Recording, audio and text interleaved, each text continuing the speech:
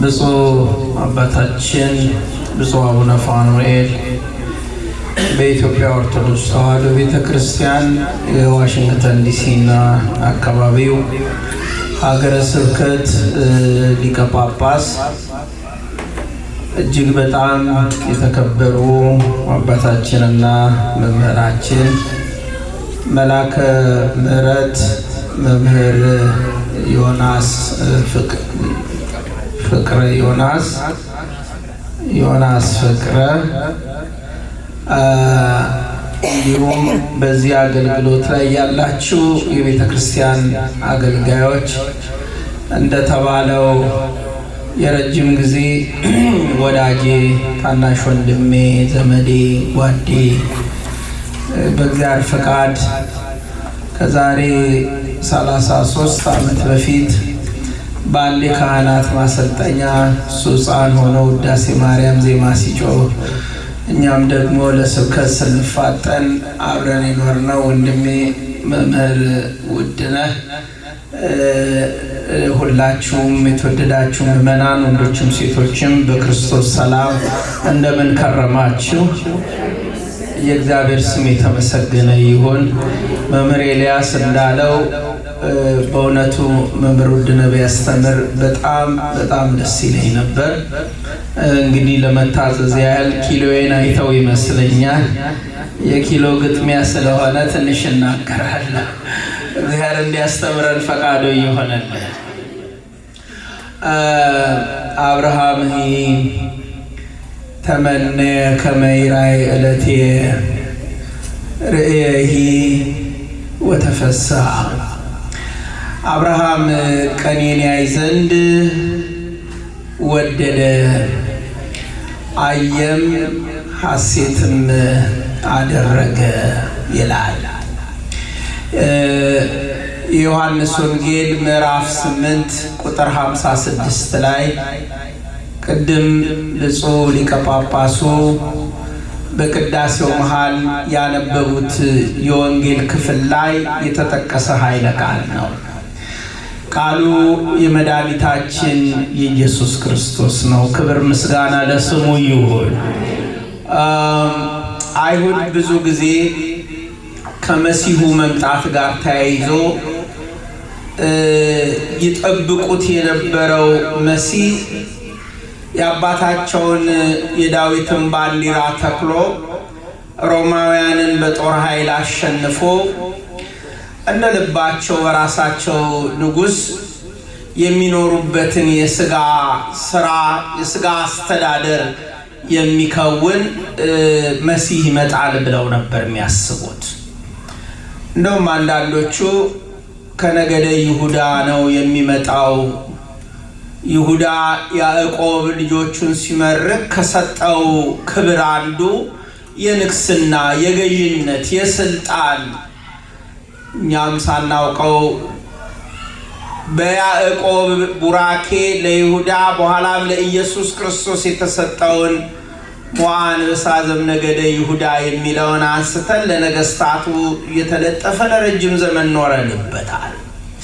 ስለዚህ የሚመጣው ከይሁዳ ነገድ የሆነ ኃያል፣ ብርቱ፣ ጽኑ፣ ተዋጊ፣ አሸናፊ፣ መንግስት አጽኚ መሲህ ይመጣል ብለው ያስቡ ነበረ።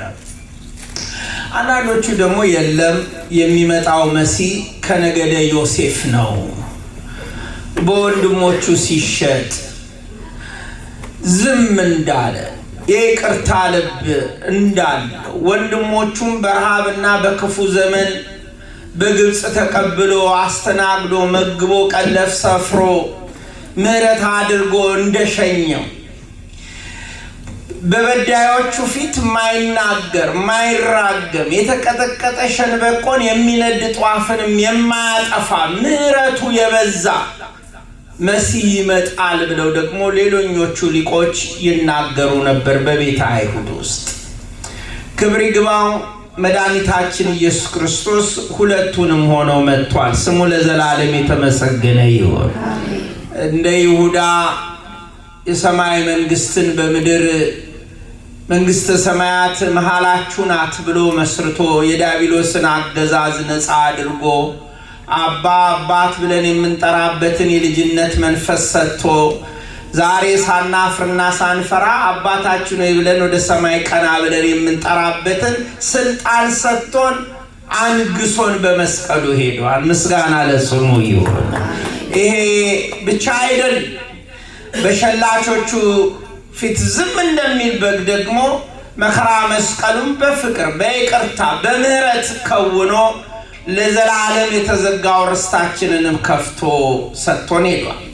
አይሁድ በዚህ መንፈስ ውስጥ ሆነው አንተ ከአባታችን አብርሃም ትበልጣለህን እያሉት ሙግት ይፈጥሩ ነበር። ጌታ ደግሞ ይወቅሳቸው ነበር። አብርሃም አባት አለን በማለት መውረስ የለም፣ በስም መውረስ የለም፣ በስም መክበር የለም፣ በስም መጽደቅ የለም፣ የሚያስፈልገው ስራ ነው ይላቸው ነበር። እስቲ ከኔ ጋር በሉ፣ የሚያስፈልገው ስራ ነው። ብዙዎች በዘራቸው በማንዘራቸው በዝርዝራቸው በብሔራቸው በክልላቸው በቀያቸው በወንዛቸው ጽድቅ ያለ አርገው ይናገራል። ጽድቃችን በክርስቶስ ነው። እስቲ ከኔ ጋር በሉ፣ ጽድቃችን በክርስቶስ ነው። ባለን ሰዋዊ ማንነት ላይ የተመሰረተ አይደለም። ይህንን ነበር ጌታ የሚነግራቸው። አንተ ከአባታችን ከአብርሃም ትበልጣለህን አሉት። አብርሃም አባታችሁ ቀኔን ያይ ዘንድ ሐሴት አደረገ፣ ተመኘ፣ ወደደ። መች ነው ስጋ ለብሰህ ዓለምን የምታድነው? መች ነው አማናዊ በግ የሚገለጠው? መች ነው በሶስትነት በኔ ቤት የተገኘው ደግሞ እግዚአብሔር ስጋ ለብሶ በሕዝብ መካከል የድነት ስራውን የሚሰራው መች ነው ብሎ ያይ ዘንድ ሐሴት አደረገ። አየም፣ ቀኔን አየ። በይስሐቅ መወለድ ቀኔን አየ። በይስሐቅ መሰዋት በዚያ በተዘጋጀው በግ ውስጥ ቀኔን አየ፣ ሐሴት አደረገ ብሎ ነገራቸው። በዚህ ጊዜ አንተ ገና ትንሽ ልጅ ስትሆን እንዴት ከአብርሃም እበልጣለሁ ትላለህ አሉት አይሁድ። ቅድመ የተወለደ አብርሃም አሎ ከሆነ አብርሃም እኮ ሳይወለድ እኔ ነበርኩኝ አለ። ክብር ምስጋና ለስሙ ይሁን።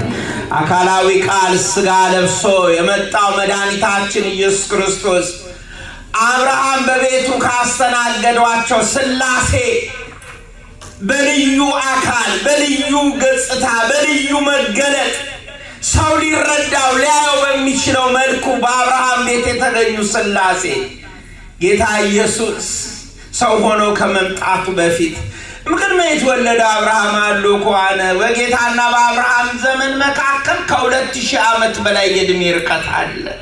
እንዴ እናንተ ሰዎች አላችሁ።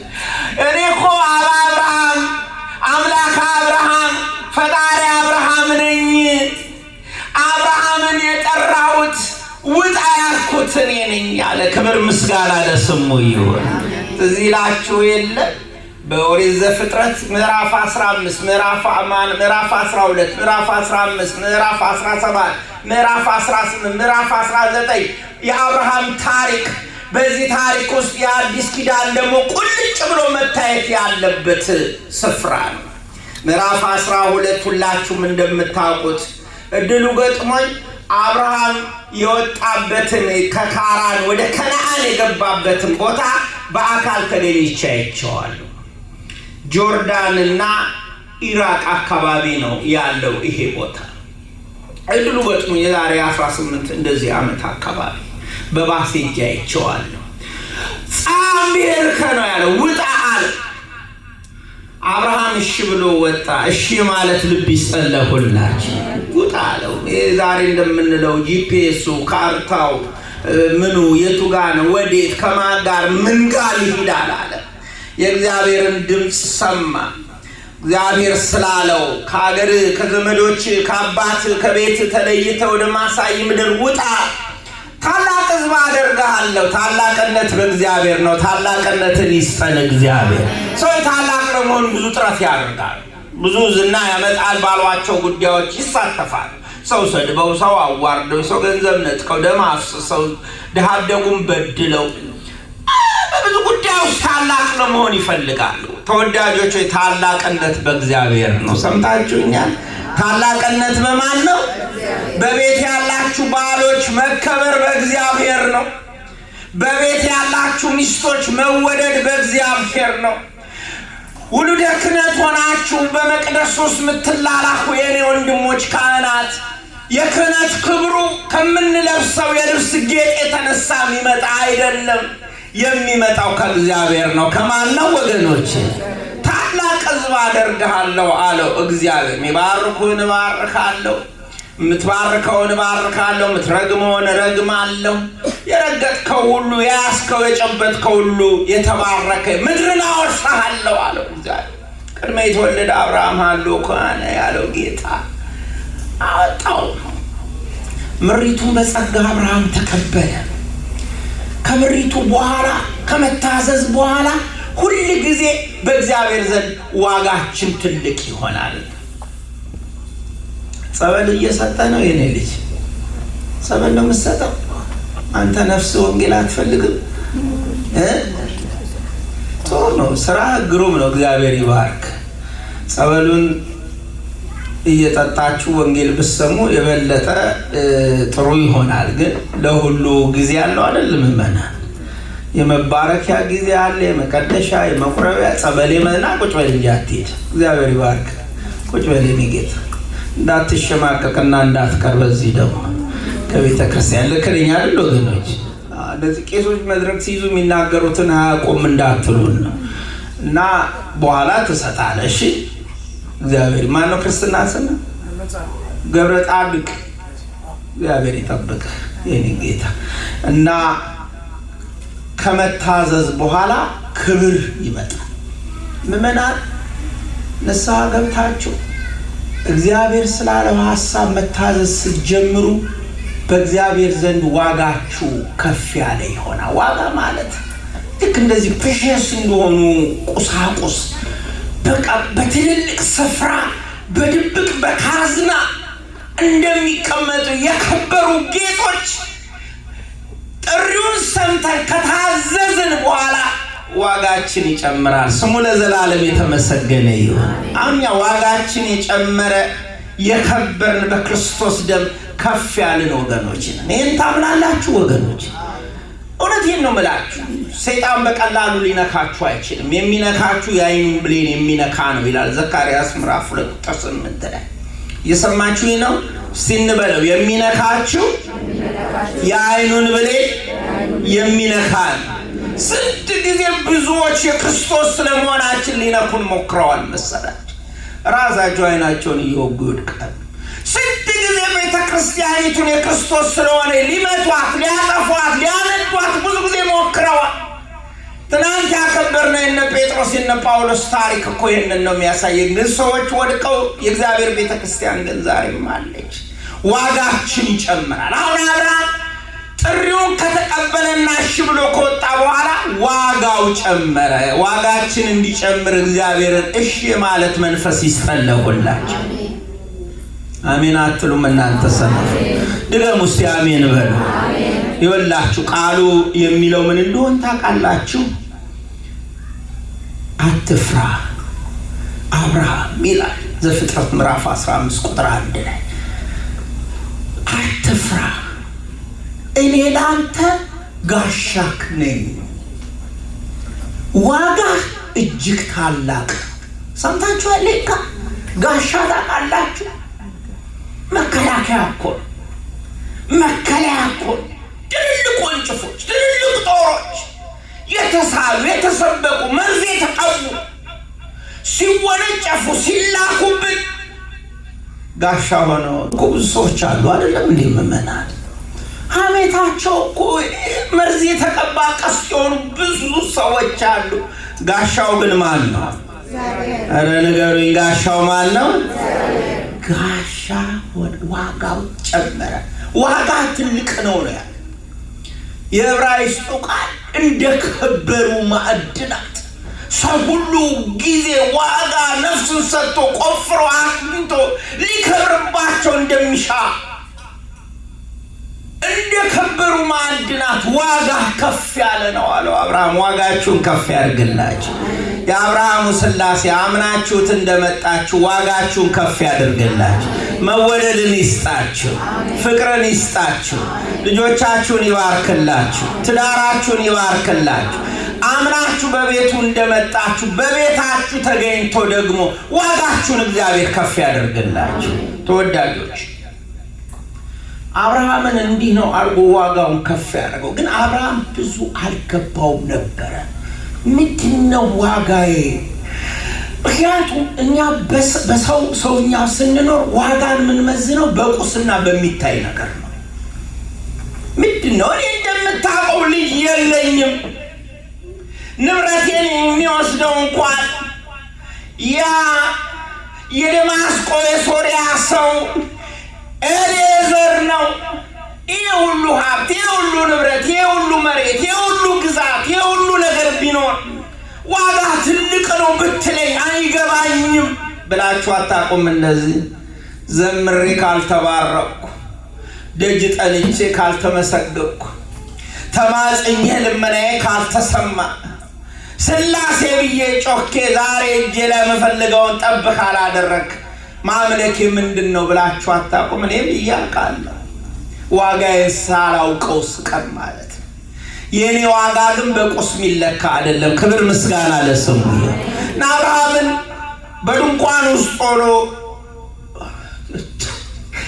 ተስፋ ቆርጦ የነበረውን አብርሃም ናውጣ እግዚአብሔር ከድባቴ ድንኳን ያውጣችሁ፣ ተስፋ ከመቁረጥ ድንኳን ያውጣችሁ።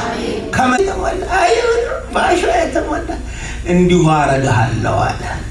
አምናችሁ ለመጣችሁ ሁሉ እንዲሁ ይደረግላችሁ።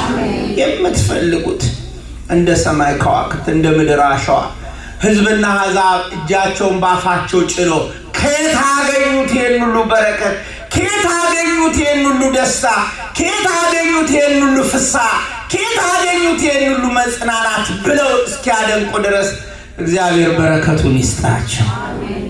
ወዳጆች አብርሃም እግዚአብሔር እንዲህ ብሎ ከባረከው በኋላ አሁንም 25 ዓመት ልጅ ጠበቀ። እምቅድመ የተወለደ አብርሃም አለ ከሆነ ያለው ጌታ የአብርሃምን የእምነት ጽናት የአብርሃምን የእምነት ሕይወት በታሪክነት ሳይሆን በመኖር አድርጉት ሲላቸው ነው። 25 ዓመት ልጅ ጠበቀ። አንድ ቀን አሁንም እግዚአብሔር አገኘው። እግዚአብሔር ያገኛችሁ። እግዚአብሔር ሁላችሁ ቁጠሩት ውስጥ የጎደለባችሁን ነገር። ስንት ዓመት ያለ ሚስት፣ ስንት ዓመት ያለ ባል፣ ስንት ዓመት ያለ ልጅ፣ ስንት ዓመት በቤት ኪራይ፣ ስንት ዓመት ያለ ወረቀት፣ ስንት ዓመት የምንልባቸው ብዙ ጉዳዮች አሉ። ግን ማን ያስተካክለዋል? ኧረ ንገሩኝ፣ ማን ያስተካክለዋል? እግዚአብሔር ያስተካክላል። የቀኑን ርዝማኔ ሳይሆን የእግዚአብሔርን የመስሪያ ጊዜ አስቡ። እግዚአብሔር በጊዜ ውስጥ ይሰራል። ሁሌ ድሮ ስንሰብክ የምንለው ነገር አለ። መምህር ውድነህ ሲያስተምሩ እግዚአብሔር ለጥያቄያችን 3 መልስ ይሰጣል። የመጀመሪያው አባባ ዳቦ ስንለው እሺ ብሎ ይሰጠናል። እሺ ይበላችሁላችሁ። ሁለተኛው ደግሞ አባባ ዳቦ ስንለው አይሆንም ድንጋይ ነው ይሰብርሃል፣ ተው አይጠቅምም ይለናል። አባባ ዳቦ ስንለው ደግሞ ሶስተኛው ትንሽ ጠብቅ ይለናል። እና ሰው የሚታመመው መጠበቅ ላይ ነው። መጠበቅ መማሪያ ነው። የሕክምና ዶክተር ጋር ሳትደርሱ መጠበቂያ ክፍል አለች አይደለ? ካርድ ምናምን ካወጣን በኋላ ምን ይለኝ ይሆን ሰው ጉበቴ ላይ ይለኝ ይሆን? ያውን ሲሄድ ትንሽ ወፈር ስለም አንዳንድ ስብ አለበት ምናምን ይሉኛል። አቅልጫው ይሆን ይሄን ነገር ጨምር ይሆን እላለ። ያቅለጠላችሁ እግዚአብሔር። ከባድ ነው ባይስቃሉ አይደለ? ከባድ እና ይገርማችኋል። ምን ይለኝ ይሆን እላለሁ ሐኪሙ እስኪያገኝ። ካገኘም በኋላ ግን በጣም አጽናንቶኝ ጥሩ ነው ከዚህ በኋላ መለወጥ ከዚህ በኋላ ምናምን የምንል ሰዎች አለን። እግዚአብሔር የመስራው ጊዜ ከሆነ ያደርጋል። አሜን በሉ ሁላችሁ። ምን ያደርጋል? ያከናውናል፣ ያደርጋል። ግን እግዚአብሔር ጥሩ መልስ ሰጠው። እኔ ኤልሻዳይ ነኝ ያለው። አብረን እንበልችን ቃል እኔ በልሆላይ ኤልሻዳይ ነኝ። እግዚአብሔር ምንድነው? ሁሉን ቻይ። አንዱ የእግዚአብሔር ባህሪ ሁሉን ቻይነት። በሁሉን ቻይ ላይ የተደገፈ ሰው አይወድቅም። ማርያምን ነው በላች፣ አይወድቅም። በመስሪያው ቀን ያስተካክለዋል። ስለዚህ ባረከው፣ ስም ቀየረው። ከአብርሃም ወደ አብርሃም